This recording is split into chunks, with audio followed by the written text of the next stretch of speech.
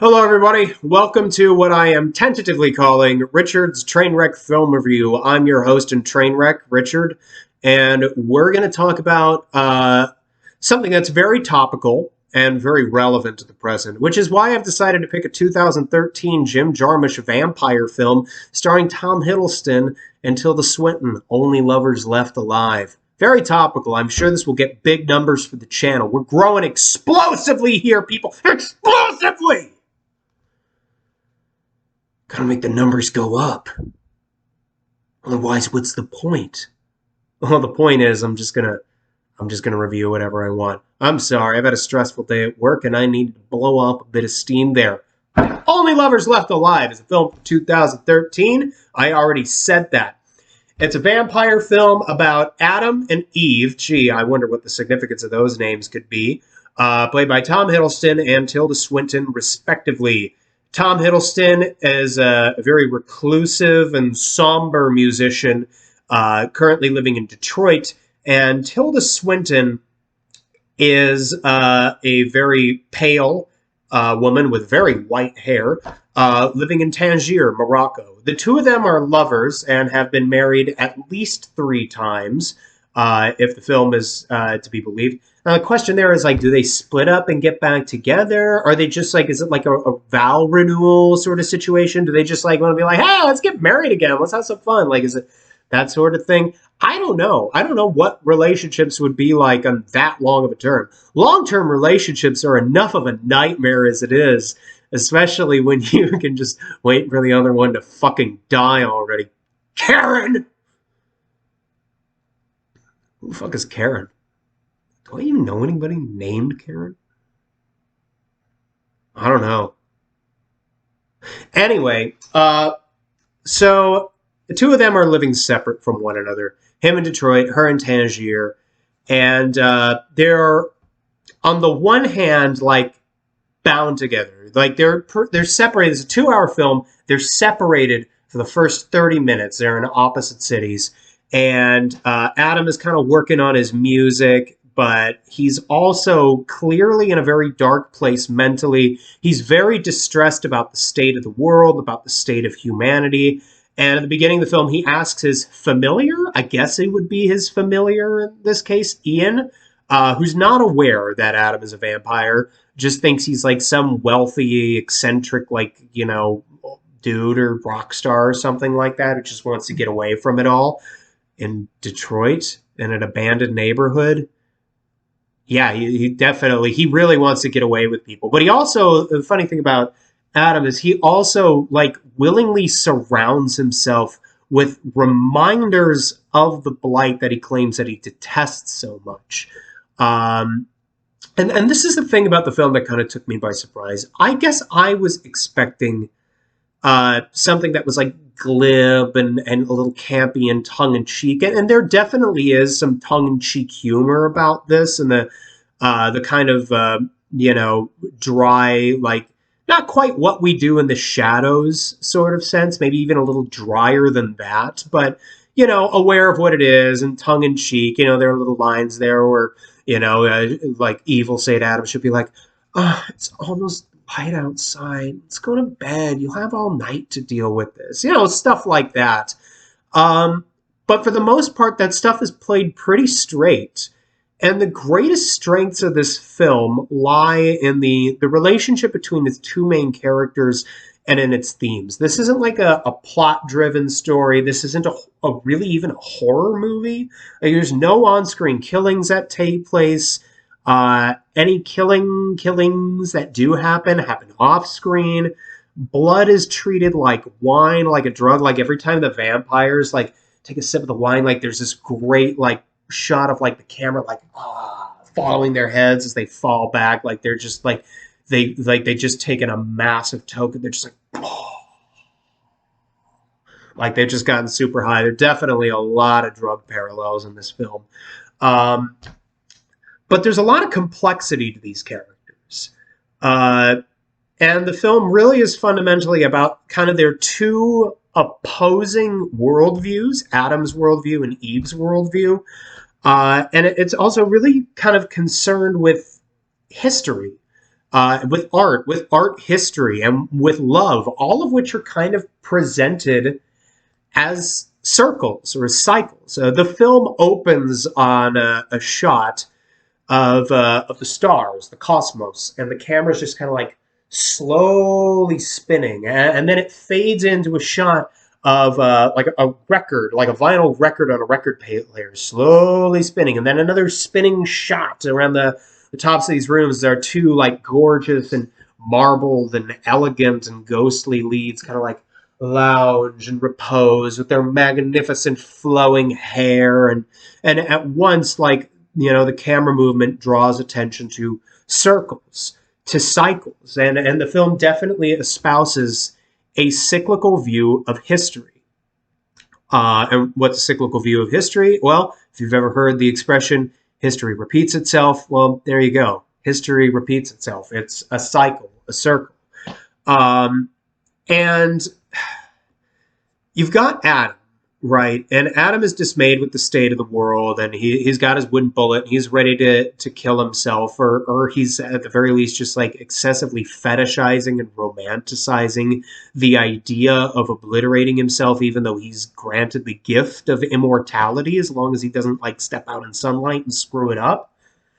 It actually seems like a pretty sweet gig being a vampire in some ways. It also seems like a tremendous hassle and a terrible inconvenience in your day-to-day life. And this film actually really kind of brings out the mundanity of being a vampire in some ways that I wasn't totally expecting. Like, I guess I was expecting something with like more whimsy, like Wes Anderson, or even like a Buffy the Vampire Slayer. And this is not that at all.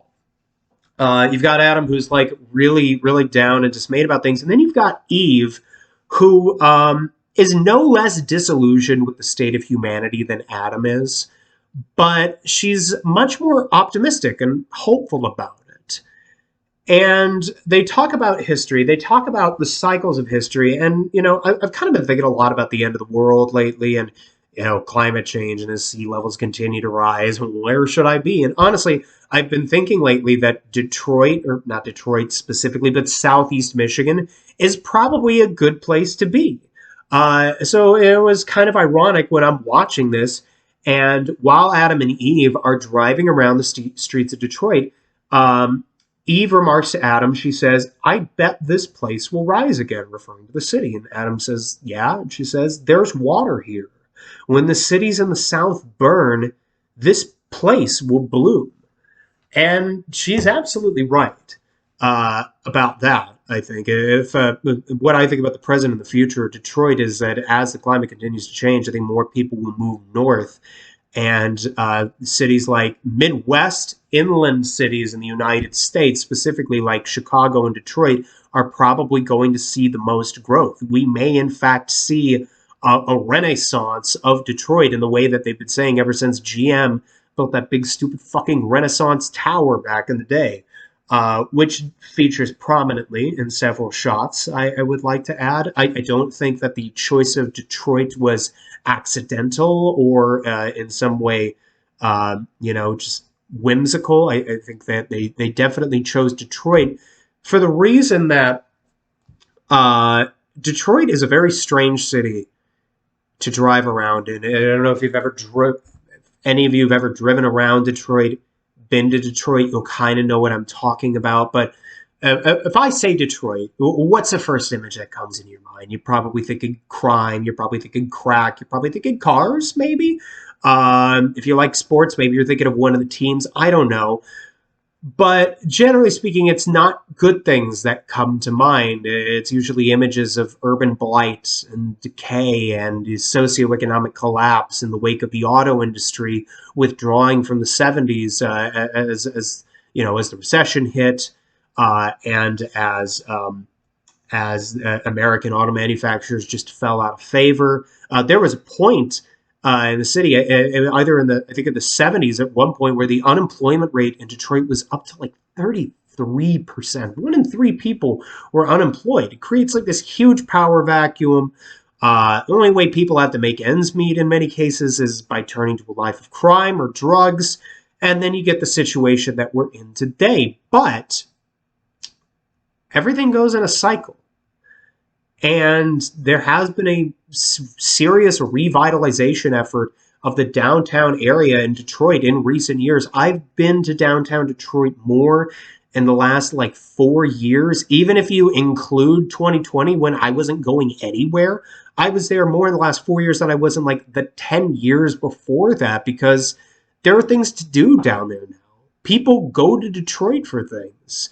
There are people who are interested in restoring that city to its former glory, or at the very least moving it forward into something that can kind of build off the back of what it was. But still, if you drive around there, once you get outside of that downtown area, there's still plenty of those abandoned neighborhoods, and I've never seen a film capture that quite the way this one does. That feeling of driving around Detroit at like 1 in the morning and there just being nothing. A fun little story. One of the worst first dates I ever had. I took a girl out to dinner one night and we were driving around afterwards and just kind of chatting with no real plan of where to go. And we were on Grand River Avenue, and I mentioned, hey, Grand River Avenue runs all the way from Lansing, which is in the middle of the state, to Detroit. We could just take this and be in the city. And she had mentioned earlier in the date that she liked going into the city. She liked going to Detroit. And she was like, all right, yeah, we could. And I was like, so what do you say we just drive on down there? We go do something. She's like, all right, sure. Not a good idea, because I'll tell you what happens. If you start in like Livonia, it looks a little sketchy at first. Then you keep driving. You see some motels. You keep driving. You see motels that charge by the hour. You keep driving, you see motels that charge by the hour, but are also boarded up, but also still seem to have people inside of them, even though they're not in business. And then you eventually hit a point where if you're driving at night, it's pitch black. None of the street lights work. There are potholes in the road everywhere. Nobody is stopping at any of the lights because you're not going to fucking stop there. You look out the window and everyone looks like a threat. Everyone looks like they might be carrying a gun, and a lot of them probably are. And as we continued to drive, I'm not going to lie, things got a little tense there for a bit.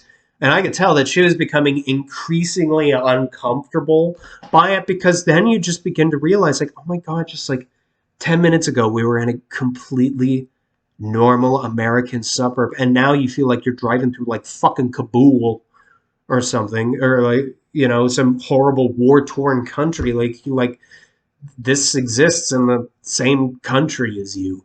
This is a reality that's right around the corner from you. There's a terrible um, a terrible economic horror to that, but also it's just like this weird liminal space where everything feels off and your brain is just screaming at you to like get out, get out, get out fast. And this movie doesn't really have that sense of fear, but it does capture like that weird like liminal space, like kind of otherworldly magic that you get driving around the city that late at night and in those dark abandoned parts.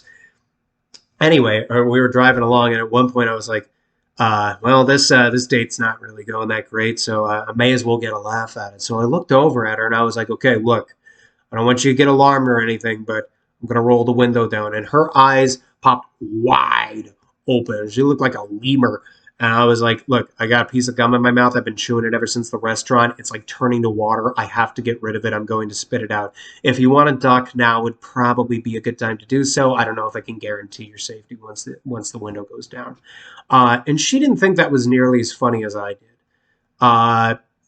We also never had a second date, and I think that's probably for the best. Probably more her, not me, or my weird sense of humor or anything. Anyway, I tell you that story partially because it's a little funny, and because this video's already gone on for 14 and a half minutes. I'm going to do whatever the fuck I want at this point. But this movie really, the night photography of Detroit in particular is just sumptuous. It's so beautiful, and it on the one hand captures the enormity of the collapse of the city, but also draws attention to it. It's still apparent former radiant beauty. And as long as you have that, as long as there's that echo, that whisper of the past, there's a chance that it may come again. And I think the thing that I loved most about this film is that even though Adam and Eve, refer to people as zombies, and even though things are dark and it seems like we're doing everything we possibly can to sap and destroy all the goodness out of this world, this isn't the first time people have felt like this about the world. It's like the ending in No Country for Old Men, when the sheriff realizes that the world's always been going to hell. It didn't just start going there. This is less grim than No Country for Old Men, but uh, it definitely doesn't leave you feeling hopeless by the end.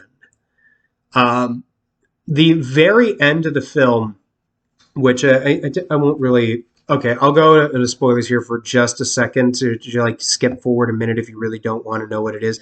But basically, Adam and Eve come across this couple, that are out on a park bench, and Adam and Eve are starving and they need blood, but they can't get blood in the situation they're in without either A, just drinking somebody's entire blood supply, or B, like taking some of their blood and then turning them into vampires. And they look at these lovers, and I think they feel like a bit of hope at the end. And when they go in to feed in the final shot of the film, I don't think they're going in to feed. They're going in to turn them as the Adam and Eve of like a new type of people, so to speak, that have, will see through the worst days of what humanity can do, because I do think we're in for some pretty dark fucking times ahead. But the people who live through that and emerge through it, and I'm hopeful enough, maybe foolishly in the human race, to think that we will pull through it somehow. Um, it seems to suggest that, that there will be people who pull through for this, and they will be stronger for it. And maybe, just maybe, we'll be left with a better world on the other side of it. And that, I think, is really kind of a beautiful message. And the whole thing, the whole way through, I know I've been rambling a lot about the themes and weird date stories and stuff like that you probably didn't need to know. But there's a lot of other great delights in this film, too. Great supporting cast, including the likes of Mia Wasikowska, or however the fuck you pronounce her name. I'm very sorry, Mia, if you're for some reason watching this. I really doubt you ever will. Anton Yelchin, who will never watch this, sadly, rest in peace. And John Hurt. So you got great supporting cast. The music is terrific, very moody and very atmospheric, very has a very like apocalyptic tone to it. Kind of like if you've ever listened to Born and their Club of Gore, that jazz band. It kind of has like that vibe a little bit riding over the whole thing. But the film never feels like misery porn. It's languorous and filled with ennui, and it's not something that I think is going to appeal to like a lot of horror fans. This is really more of an art house film first and foremost, with like, some of the trappings and the aesthetics of vampire horror. But it's just a gorgeous film that's really more about its main characters and their relationship and their relationship to each other, and their perspective on history, having lived through it for so many years.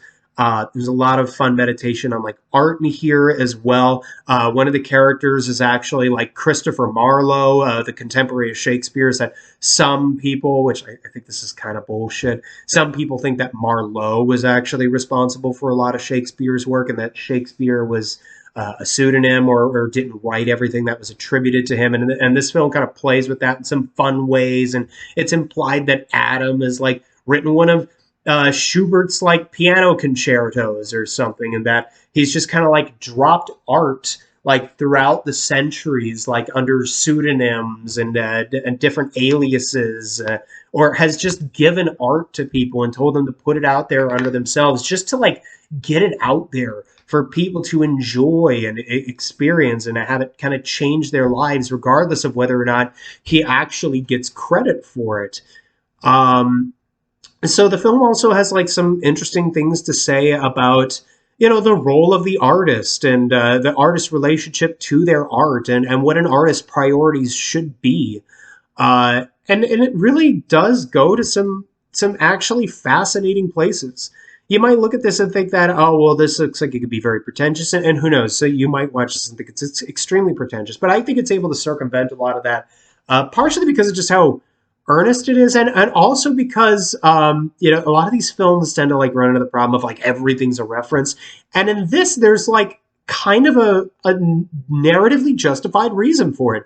These are ancient beings who have like basically existed like angels from wings of desire over the course of centuries and centuries, that have seen people come and go, have seen empires rise and fall, and have a fundamentally different relationship to it, and know on a personal level a lot of the people that they're referencing. So like Adam has this wall in his house that's just like in all these framed pictures. He's got Buster Keaton like right in the middle. He's got Oscar Wilde, and then all these different people throughout history, these humans that he's admired. Um, and even though the film is definitely as dismayed with the state of humanity as I think many of us are, um, the vampires still have kind of like this weird, peculiar affection for people. They're, yeah, they call us zombies, but, there's still hope for us yet. I'd like to believe that's the case. And it's nice to see a movie that does that, that tackles that in a city that I know and that I've been to and lived near for many, many years. I do not live in Detroit, for what it's worth. That is quite a commitment. I would actually not mind living in Detroit. I've actually considered it on many occasions. I've just never really gone through with it. But yeah, buddy, what is it? I don't know if you can hear that or not, but my cat is kind of yelling at me in the hallway. Is grumbling at me. What do you want? Here, let me see if I can grab him real quick. One second. What is it? What?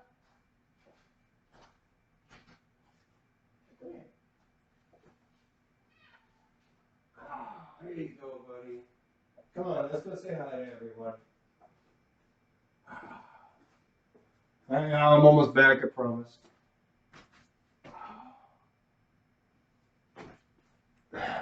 Hello.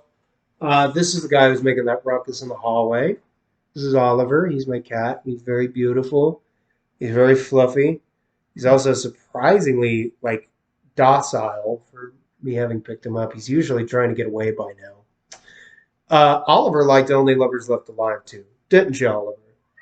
Yeah, see, he loved it. He's not telling me to. Okay, I think he wants. Okay, sir, your claw is stuck, sir. Your claw is stuck in my. I want to help you out. I want to help you. There we go. Okay, I got you. There you go. Oh God, you should just see how he's looking at me right now. He's just pissed. Anyway, Only Lovers Left Alive. It's a great movie. This review has been a train wreck, and that's why we're calling it Rich's Trainwreck Film Review. Oh no! Don't you swipe at me. You should do that. I'll come with you in just a second. Oh, I'm gonna wrap this video up now. I don't think I'm gonna edit this at all. I'm just gonna throw it up.